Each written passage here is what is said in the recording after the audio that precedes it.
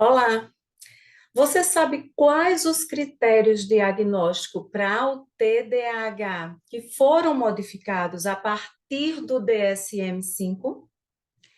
Hoje eu vou falar tudo para vocês, o que continua igual e o que foi modificado. Quando vocês forem fazer a avaliação de um paciente que veio com queixa de TDAH, seja hiperativo, desatento ou combinado, lembrem-se que alguns critérios continuam da mesma forma, mas houveram algumas modificações a partir do DSM-5. A lista dos sintomas, aquelas que tem no SNAP-4, por exemplo, aquela lista continua a mesma, certo? A parte da desatenção, que são 9 critérios ali, 9 perguntas, 9 sintomas relacionados à desatenção do 1 ao 9. Do 10 ao 18, são sintomas relacionados à hiperatividade e impulsividade. Ou seja, ali tem 6 sintomas de hiperatividade e 3 de impulsividade. E isso continua da mesma forma. O ponto de corte também, que é 6, né? Vocês lembram que na parte da desatenção, a gente observa se o paciente teve 6 sintomas ali. A partir dos 6 sintomas, que é o ponto de corte, ele já tem indicativo de déficit de atenção. Na parte da hiperatividade e impulsividade, que são os sintomas do 10 ao 18, continua o mesmo ponto de corte 6. Lembrando que houve uma modificação aí. No caso de pacientes adultos, esse ponto de corte mudou de 6 para 5. Ou seja, quando você utiliza o SNAP-4 ou qualquer outro instrumento para avaliação do paciente que possivelmente tem TDAH, se ele for adulto, o ponto de corte não é mais 6, é 5. Isso foi modificado. Mas se o paciente for criança, for adolescente, o ponto de corte continua sendo 6. Outra coisa a ser lembrado é que deve existir, né? Esses sintomas devem estar presentes há pelo menos 6 meses, de forma frequente, né? O critério B, ele fala sobre a idade início desses sintomas. Vocês lembram que nas investigações anteriores que nós fazíamos, baseada no DSM-4, essa idade era a partir dos 7 anos. Nós perguntávamos ao paciente: esses sintomas que você sente, eles existem, eles estão presentes desde os 7 anos? Agora, esse critério mudou, que na verdade ele é o critério B, ele foi modificado.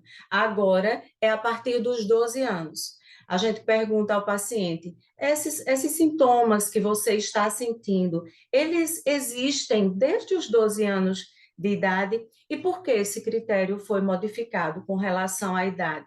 Porque normalmente na investigação do adulto, o adulto não consegue lembrar muito de fatos da infância dele, né? Aí ficava difícil para o adulto responder. Mas quando a gente pergunta, nos 12 anos de idade, você já sentia esses sintomas de desatenção, né? Todos esses que são citados, né? E são perguntados ao paciente. Então, o critério B mudou, ok? Com relação ao critério C, não esqueçam, ele continua da mesma forma, né? Você precisa observar se esses prejuízos causados por esses sintomas, se esse comportamento do paciente, ele acontece pelo menos em duas áreas, na escola e em casa, né? O critério C continua da mesma forma. O critério D também continua da mesma forma, a gente precisa perguntar e observar, investigar se esse comportamento do paciente está trazendo comprometimento na vida acadêmica, na vida social, na vida profissional, em família. esse é o critério D, também continua da mesma forma. O critério E, houve uma modificação, que foi a seguinte: antes não era possível fazer o diagnóstico de TDAH caso o paciente já tivesse diagnóstico de autismo. Então, o que modificou? Hoje, mesmo o paciente tendo diagnóstico de autismo, você pode fazer o diagnóstico também do TDAH. Outra coisa que mudou foi em relação aos subtipos. Nós nos referíamos, né, a subtipos. Hoje a gente se refere à apresentação do TDAH, né? A gente não fala subtipos de TDAH, mas fala apresentação do TDAH, né? Que é o perfil de sintomas que pode se modificar com o tempo. Quando a gente falava em subtipos, parecia que os sintomas do TDAH não eram modificados com o tempo. Hoje em dia, e também depois do DSM-5, a gente sabe que a apresentação do TDAH hoje pode ser uma, amanhã pode ser outra. Ou seja, uma criança que tem TDAH desatento e hiperativo, num futuro próximo, com as intervenções necessárias, de repente, faz uma terapia cognitivo-comportamental, com a medicação necessária, tudo direitinho, essa criança, num futuro próximo, na adolescência ou na idade adulta, pode não apresentar hiperatividade e apresentar só a desatenção. Até porque o adulto, né, ele já vai procurando administrar a sua vida com o TDAH que ele sabe que tem. Então, ele tenta não ser impulsivo, né, ele já se segura, ele tenta não ser tão hiperativo, a desatenção é que fica mais difícil dele administrar, né? A não ser com terapia, com medicação, tudo direitinho, com tratamento correto. O novo TDAH, ou seja, o DSM-5, traz para a gente uma remissão parcial. Quando é que a gente fala em remissão parcial? Certo? Você pode citar no seu relatório. O meu paciente tem TDAH com remissão parcial. Isso significa que ele preencheu todos os critérios, critério A, B, C, D, E, mas com uma quantidade menor de sintomas. Por exemplo, quando você faz o SNAP-4 ou a escala ETDAH, né, você observa lá os critérios de desatenção e hiperatividade. Como lhes falei no início, o ponto de corte é 6.